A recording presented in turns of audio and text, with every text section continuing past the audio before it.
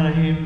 راځو مونږه سی پلس پلس ته او په سی پلس پلس کې مونږه پرون په سلیکشن سټیټمنټ یا ډیسیژن میکینګ سټیټمنټ باندې خبره کړې وه.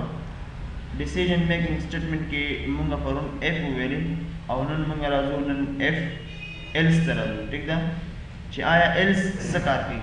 مونږه پرون ویلې چې اف سینټیکس د اف سینټیکس داسې دی چې مونږ دلته اف کیورډ لیکو بیا مونږه کنډیشن لیکو او دنه وروسته چې د اف هغه باډي ده هغه مونږ لیکو. صحیح ده.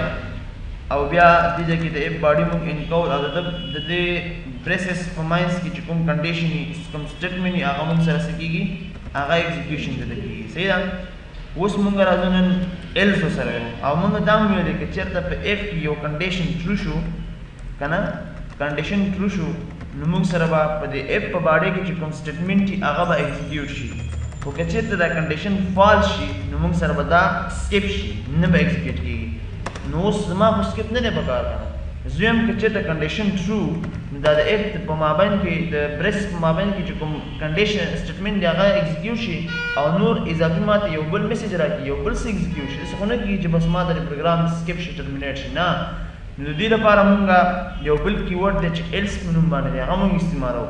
ایلس دا کار کوي که چېرته یو کنډیشن اول ټرو صحیح ده نو د اف په مابین د اف د برسس په مابین کې چې کوم سټیټمنټ وي هغه به ایگزیکیوټ شي.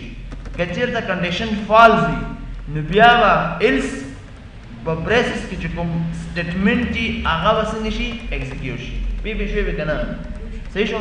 نو د دې کنسپټ داسې دی. ګورئ زه دلته راځم دې ځای کې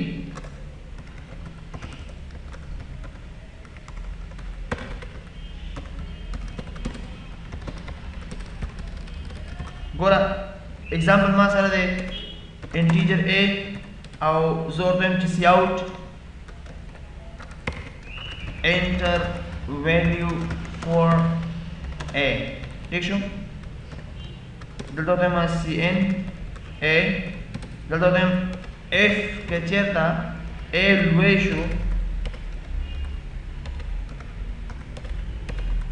شو د نوي نه صحیح ده نو د دې هغه باډي مې سټارټ کړه ورته مې ویلې چې سی آوټ ویلکم ټو یونیورسټي یو کین ګیټ ایډمیشن. صحیح شو.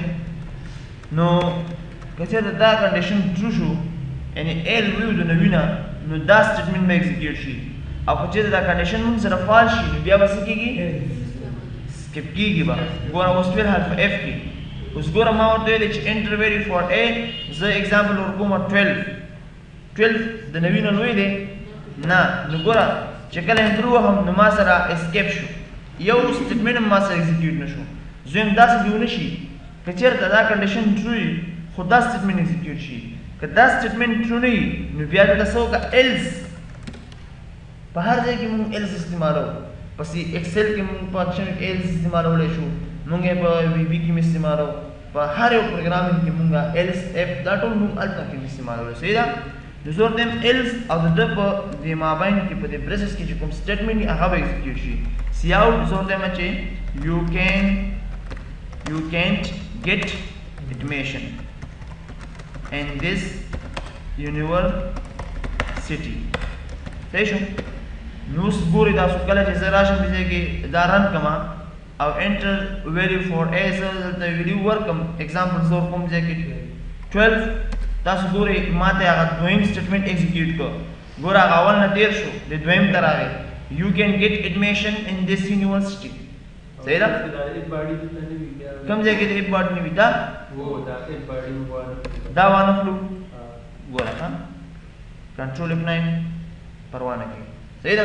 زه ورکوم 100 ویلکم یونیورسټي یو کین ګیټ ایډمیشن. صحیح ده. نو موږ ته به څه راکوي موږ ته به دا راکوي. صحیح ده. بیا که چې د ډېر اف تا سره نه بیا به ته باډي بیا مهمه ده که نه. اوس موږ سره یو اف سمپل پروا نه کوي. صحیح ده. او دا ذهن کې ځان سره کېږي بیا به باډي اخلي که نه. اوس پروا نه کوي موږ سره یو اف دی نو ښه خبره ده چې باډي واخیستل شي. ښه خبره ده چې باډي واخیستل شي. صحیح شو. نو دا موږ سره اف ایلس څنګه کار کوي. د ایلس کار مو پېژندو د اف کار مو پېژندو اوس موږ راځو په دې کې یو اگزامپل کوو. تاسو چپټر کې مشته دی write a program that get 3 numbers from the keyboard या input stream, then find the maximum number among these numbers. تاسو بسو کې چې د کیبورډ نه به 3 نمبر واخلئ او په دې کې به میکسیمم نمبر فایند کړئ او هغه به تاسو شو کوي. صحیح ده؟ نو موږ دا ټول د اپ په ذریعه باندې کوو، صرف د اپ په ذریعه باندې. صحیح شو؟ نو دلته زه راځم اول به 3 ویریبل اخلم که نه به اخلم؟ انټیجر A B C 3 ویریبل ما واسه یو ویریبل زه اخلم میکسیمم نمبر فایند لپاره میکس. صحیح ده؟ زه به دا خپل میکسیمم نمبر فایند کوم. دلته بس اول د A لپاره یو ویلیو چتوم د یوزر نه زه ورته وایم چې انټر ویلیو فار A. ٹھیک شو؟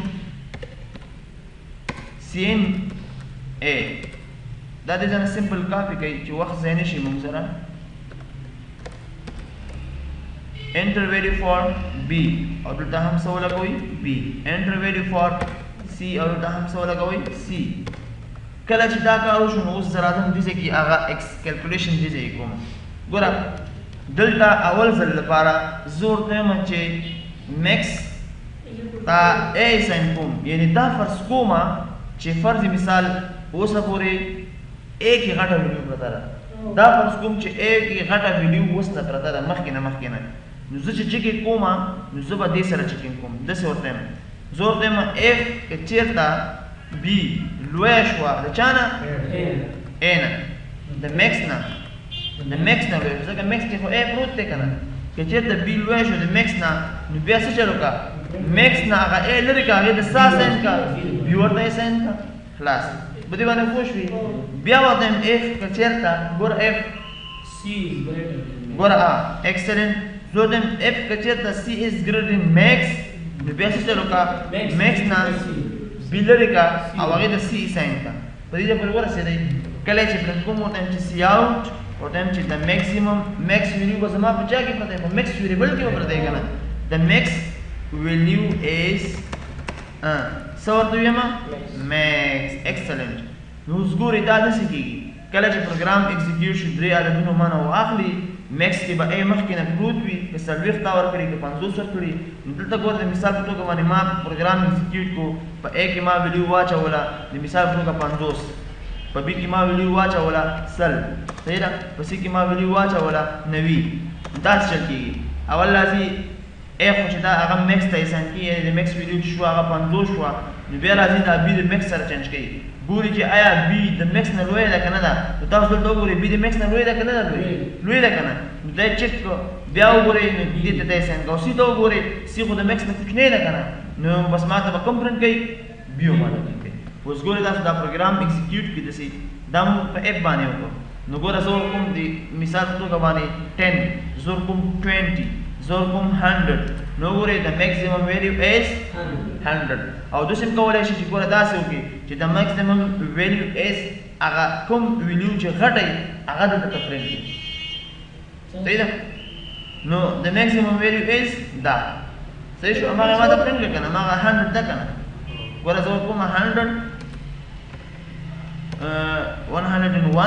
101 201 زما میکسیمم ویلیو ده. صحیح ده؟ اوس زه راځم تاسو به اسایمنټ دا وکړئ، تاسو به یو کار دا وکړئ چې 4 عددونه به سره چک کړئ.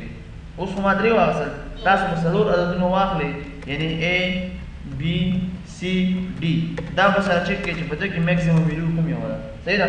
یو اسایمنټ دا شو. بل اسایمنټ دا شو تاسو به مینیمم نمبر فایند کړئ. 3 عددونه به واخلئ A B C او په دې کې به تاسو چیکینګ وکړئ چې A ورکوټی دی که B ورکوټی دی که C ورکوټی دی. minimum number بتاؤ سنے گئی فائنڈ کریں. دا ستاسو اسائنمنٹ شو. صحیح شو؟